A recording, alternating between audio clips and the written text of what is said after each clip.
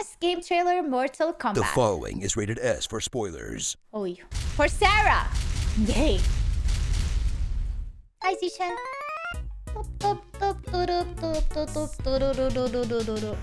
In a world where everything old is new again and fan service reigns supreme, Okay, I have to pause. Champ, best comment ever by Angutma. watch what happens And when a Solo. franchise as old as time itself puts aside all those years of history and just says, "F it, we're doing a multiverse." Mortal Kombat 1. Experience a new era of combat with a K. As NetherRealm Studios' love song to having a poor understanding of anatomy does a total reboot for the second time. Which mostly means starting the timeline of the story over again. All over again. But not really changing any of the characters, locations, stakes, or the trademark stiff jerky fighting mechanics that series fans know and love, or at least tolerate, while still packing it full of fan service and explicit references to the previous game. Making it feel more like an excuse to write 20 scenes where characters meet each other again than a real reboot. But hey, it's definitely got at least one new thing. Megan Fox playing a character that sounds like she accidentally wandered into the voiceover booth. That is so true, man. Her voice acting was the worst part of the game. And doesn't know how to get back out. Serena's right. Because of Quan Chi's magic, my realm's people are no longer poisoned by sunlight. Oh yeah, go. Na na na na na na na na na na na na na na na na na na.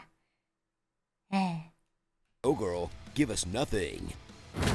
Rediscover the plotline of Mortal Kombat, a punch-focused universe where the world's greatest fighters, and also a washed-up action movie celebrity, come together to battle in an interdimensional tournament, for no particular reason this time, blasting each other with various magics and viciously breaking bones, only to get up and shake hands like they just played a particularly vigorous game of pickleball. Then wait through 10 minutes of cutscenes between each fight, so the game can explain to you why Liu Kang has glowing god eyes and Raiden is just some guy now. Or why you have to die because you couldn't mash these buttons hard enough. Or why you have to suffer through another movie reference from Johnny Cage. You bitch. Excuse me? You know, the movie. Tiny girl, ginormous alien. No?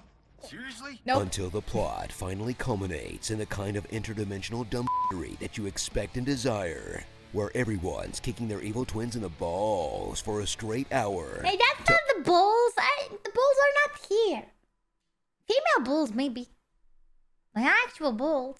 Ultimately conclude by trying to justify the cosmetic store by having an all-out war against the crappy custom characters you probably thought would be cool once. All I gotta say is whoever on the dev team thought of John Connor should get a raise before getting thrown into the NetherRealm. In a plot that screams, if you're expecting high-quality storytelling, you definitely shouldn't be playing fighting games. But if you want to watch Goro open up katana like a Snickers wrapper, you've come to the right place. Fatality. Uppercut and sweep your way through the redesigned combat of MK1, where the style variations and 800 special moves per character are tossed away and replaced by a Marvel-esque assist character system, where half the former cast is consigned to running into a match, doing one or two things, and then running off like they forgot they have a pizza in the oven. In tag team battling that adds more variation to fights.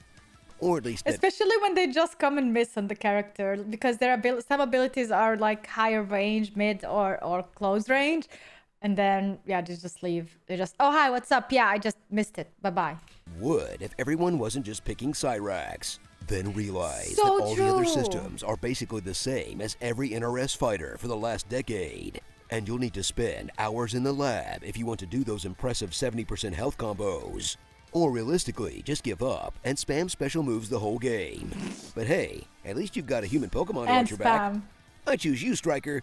Use police brutality.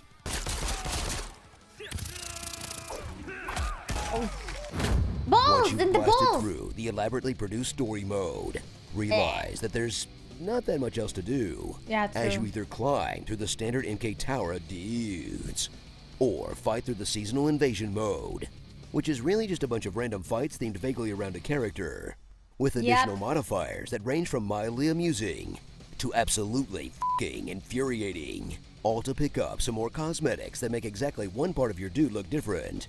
Then dive into the online multiplayer and realize that you can't play with your friends because they all bought it on different platforms and there's no crossplay.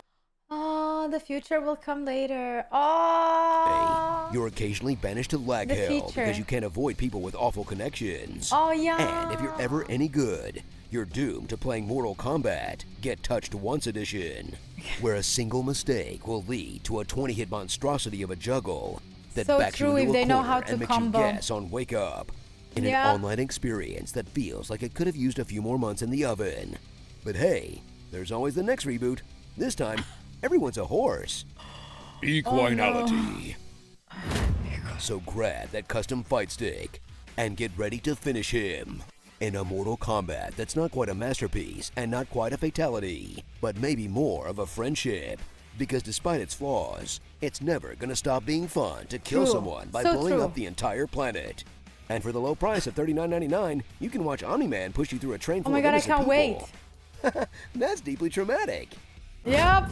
Starring Asian Daredevil, Asian Static Shock. I actually like the single player mode. I played it. The Inhuman Torch, Ice Ice Baby, the most punchable face in the multiverse, Baraka Barrage. Mrs. also appearing in this game, Jean-Claude Van Damme, Kitty Litter, huge MK fan. What'd that mouth do though? Shao Can't, the Geico Gecko, INTJ Stare, Professional Vapor, Scream Queen, always picked Oddjob and GoldenEye, Purple Rain, Y-Brows, three-piece event staff. He's gonna name every single one. Having a nice time. And somehow worse than she was in Teenage Mutant Ninja Turtles. Or Diablo. Actually, in Diablo, she wasn't that bad. Mortal vs. Comeback 2. Okay, you know what this franchise really needs again? You know that guy that pops his head up from the side of the screen and says, Toasty! Now that was a video game mechanic you could get behind. Comment below on what you want to hear in my epic voice. And check out these other epic gaming videos on GameSpot. Let's do this. Humility. Humility before power. Before power. Power. My mother loves my epic voice. You're a slave to history.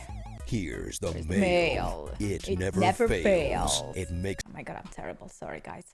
I just loved imitating it. Okay. That was fun. Yeah, I actually did enjoy playing the game, and I enjoyed playing against others from my community as well. I wish more people do play it so we can make like tournaments and stuff, but maybe in the future when more skins come out and stuff, we can go back into it and I can like call it so more of the people know that I'm playing it on stream, and then they can come and join.